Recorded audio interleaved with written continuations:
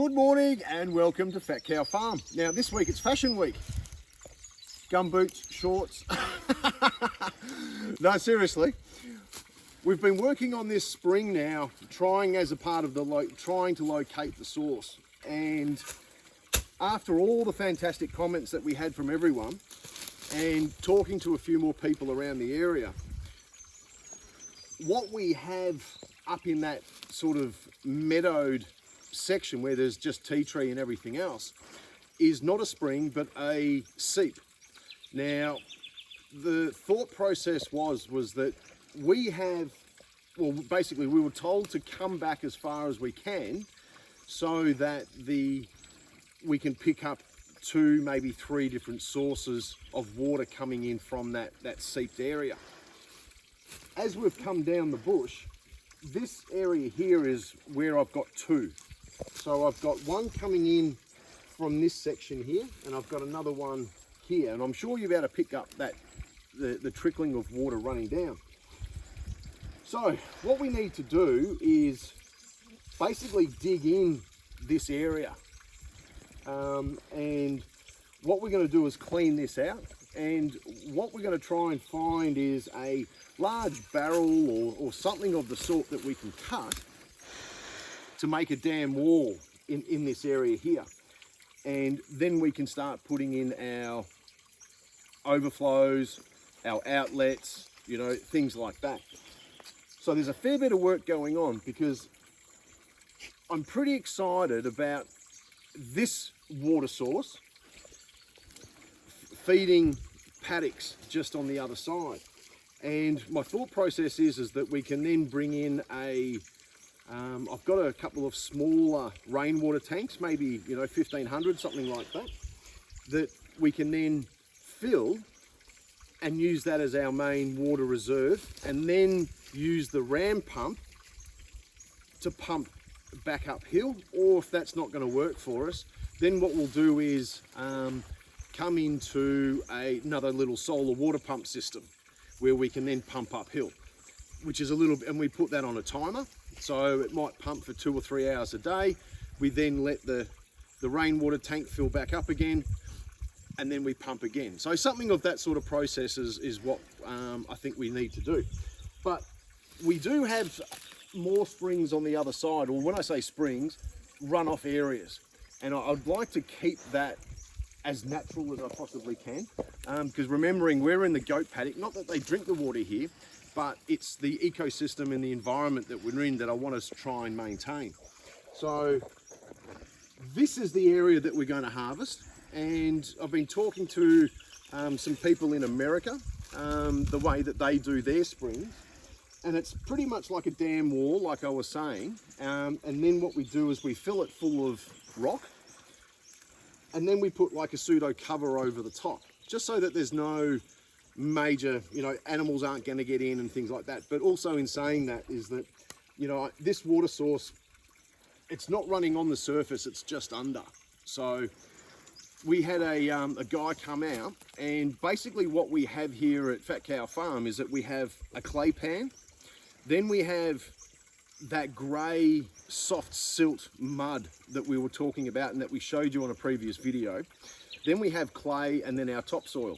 And so what's happened is that once we broke through that topsoil and that first layer of clay, we're then sort of presented with, maybe about, what's that, about 150, 200 mil layer of that light grey silt mud, which is carrying all that water. Then there's that non-permeable clay factor under that. So it's not that far under the ground, but this is really where we need to be. And so I'm going to start opening this up and work out what exactly we need. Mo's going to help me. She's going to help me digging. So I've got a heap of work to go ahead of me. So I'll come and find you, and I'll see you soon. All right, so here we are. We've finally got our spring seep barrel into place. And we had a few goes at this, and because originally what we were going to do was actually put like a plastic curtain in here. and I just couldn't get it to seal. There was lots of swear words going on. It was just driving me absolutely crazy. So what I ended up doing was I had another barrel here at Fat Cow Farm. This is a 220 litre barrel.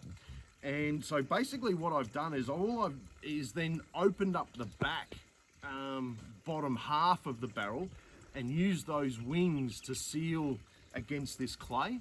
And then I was able to fill in and get some rocks in place and a few other bits and pieces. This all, which is also works out a bit of a treat, that I can still put my lid in place like so. And because when I start filling this full of rock, then it's all secure, you know, so which is all a bit of a treat. But finally got it all in. So come over and have a look. We've got our pickup chamber in place now. You can see in the bottom of the barrel, it's sort of working pretty well. It's not the outflow versus what we have coming into this little encatchment or trapment area is about the same. And I'm hoping that, and I haven't measured it yet, but I'm hoping that we're sort of achieving, you know, around about that 500, 600 sort of mils.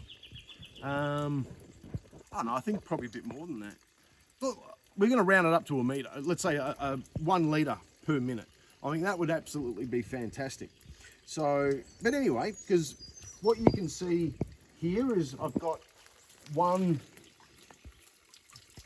area of water coming in, and I've got another area here coming in. So this is just a catchment of 2. And like we were previously saying, we've got another 3 or 4 further down. So now that we've got everything sealed and I've got some larger rocks on the bottom here, it's still really, really dirty because it was sort of into it and out of it and all that sort of stuff. But I reckon over a period of time, this will all start clearing up. Now, what I want to do is actually measure what sort of volumes we're dealing with. And then secondly, we'll start filling this up with rock and we'll bring this up. Now, remembering that some of this is not potable water. So this is not spring water by any means. This is just water for the cattle in a paddock just over to the to my right. Now, what the thought process is that from here, we'll have it gravity fed into a smaller rainwater tank, something like a 1500 or something like that. I'm sure I've got one of the smaller ones still left down near the homestead. And if that's working out, then what I'd like to then do is then have the return come back to the creek. So this could continue on to its path.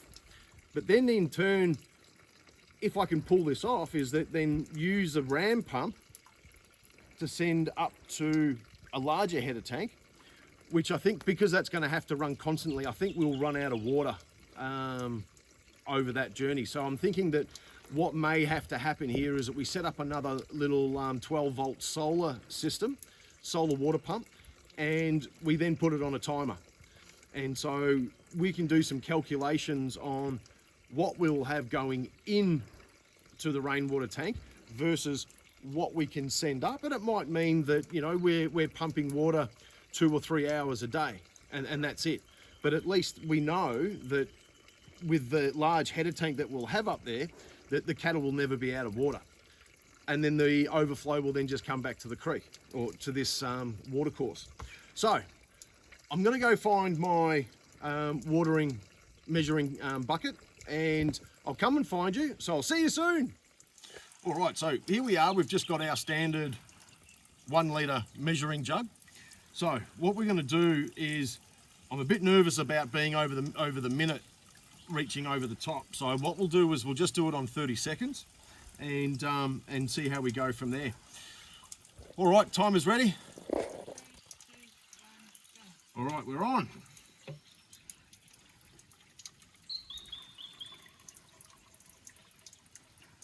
So like I was saying before, if we could get close to about 1 litre, you know, something like that per minute, I mean, that would just be absolutely fantastic for us.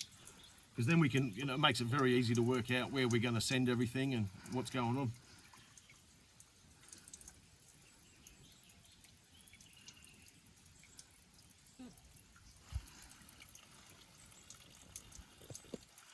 Yeah, right, okay, so this is, let me just level it. 800 mils. So, 800 mils over 30 seconds. Well, there you go. I mean, looking at all these little trickles, I wouldn't have thought that. So, you know, that's, 1.6 litres every minute. It's quite a large little catchment area. So, all good. Now, what I want to show you is we've got our outlet on and obviously our overflow. So they're all set up ready to rock and roll. And I just want to get, I've got a bit of pipe here that I'm just going to attach to the outlet just to get the water away from this area.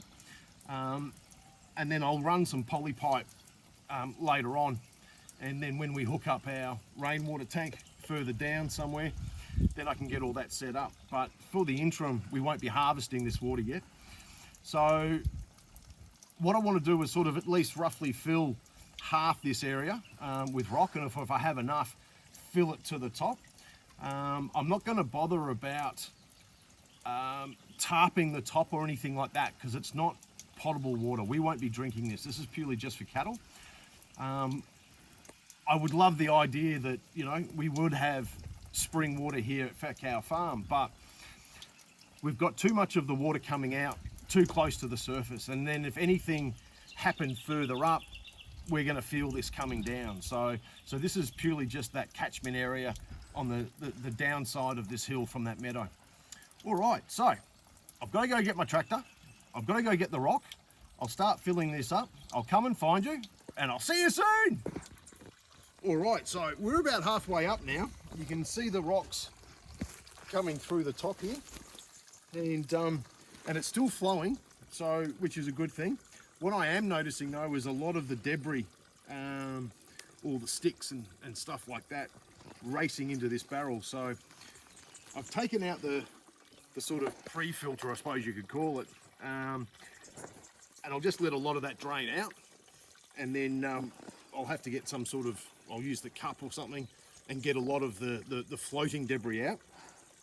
Because once I've sealed up and we're higher than the opening with the rock, then pretty much I can then sort of make a little hollow in the base of the barrel now, and I'll put this back into place.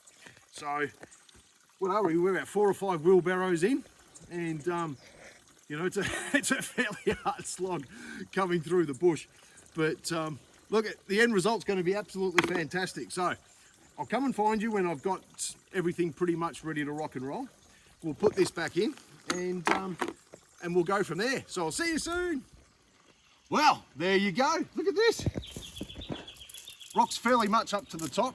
I've run out now, Murphy's Law. So I'll have to get a little bit more during the week and just sort of give this a bit of a radius, just so that it does become a tripping hazard. Not like the whole thing wasn't anyway, but at least this way, this area is a little bit more secure. Now, we've got, what I am noticing is that the water inside the barrel's absolutely bleh, filthy as. So that's still running, and so what I'm expecting now is we'll leave this for overnight. I'll come check it tomorrow and we'll see the clarity of what we've got in there. Then I can re-put the filter on. I've left that off just so that some of that debris can just start going through. So we'll put our lid back on, and so that takes that all nice and tight and secure. I'll need to work out exactly now how we're going to run to a rainwater tank, and based on those calculations, we're looking at just on a week. Was it a week? Yeah, I think it was just on 6 days or something like that to fill 1,500 litres. So, which is absolutely fantastic. And, based on those sort of numbers, then I would be expecting that, at least we could be pumping maybe 2 or 3 hours a day up to a header tank. That is going to have to be on timer, and I think that that's another project for our 12-volt solar pump system.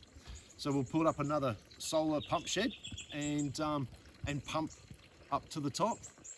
But this is just absolutely fantastic with what we've achieved and what we've got. And you know, we've just got two little springs coming in here, or two little seeps coming in, and you know, we're getting that 750, 800 mil.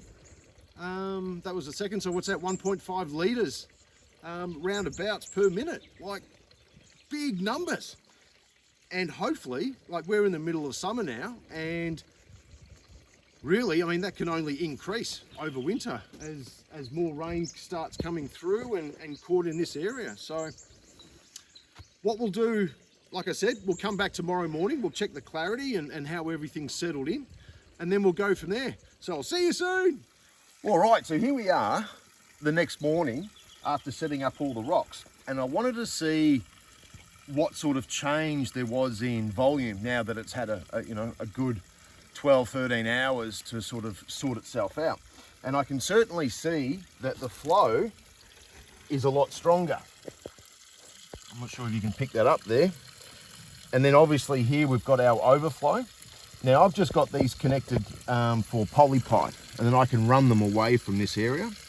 And this is just another polypipe fitting like so. And I'll then run that to our little rainwater tank, our holding tank. Welcome to Australia. We ate flies for breakfast. And so what I want to do now is just recheck the volumes for what sort of delivery we have over the 30-second period. Okay, so let's get this squared away. Timer, are you ready? Yep. Ready. Say when? 3, 2, 1, go.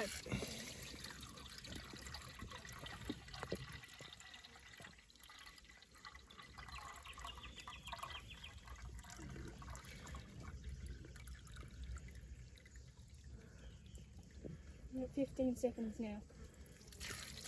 All right, we're gonna have to do that again. It was too fast. So we'll have to do it at 15 seconds now, rather than 30. All right, so we'll start again. Yep. Ready? 3, 2, 1, go.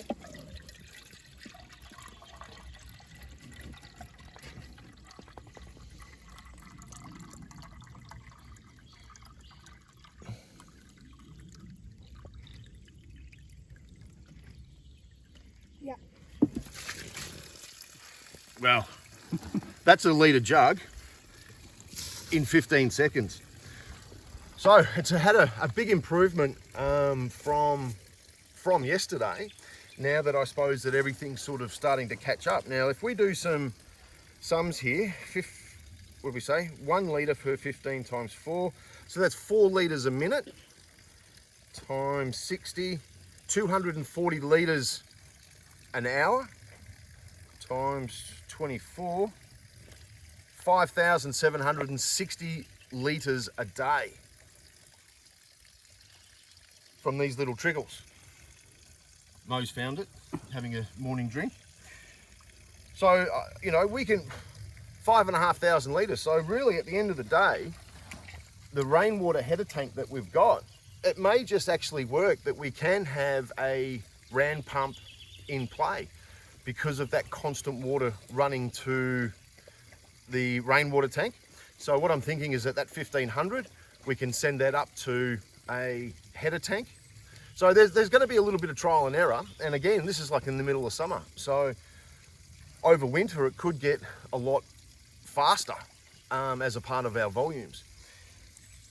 So, I mean, from really being disheartened when we started looking for a spring to what we've found and what we've decided just to capture 2 little seeps coming from that larger meadow up the top there, you know, 5,760 litres a day. And based on those calculations I did yesterday, I must have had heat stroke, because when I got back to the farmstead, I worked it out again and it was just all over the place. So, but there's a true figure. It's on the camera. It's got to be right then. And the clarity hasn't picked up that much, so I'm thinking that this is really where we're going to be. Maybe the rocks are still washing, because I didn't wash these rocks before putting them in. a lot of that sediment is still coming off the rock. So we may find that, you know, in the next week or two, this would really start clearing up. By all means though, I'm not ready for the installation of the rainwater tank. That's going to be a little bit long because we do have quite a steep embankment here. I'm going to have to work out where the best place to put that is. So a little bit of mucking around, but for tapping into your spring seep, not expecting much, but achieving a lot. And my God, it is, you know, it is full on, mate, full on. Like and subscribe, and I'll see you soon.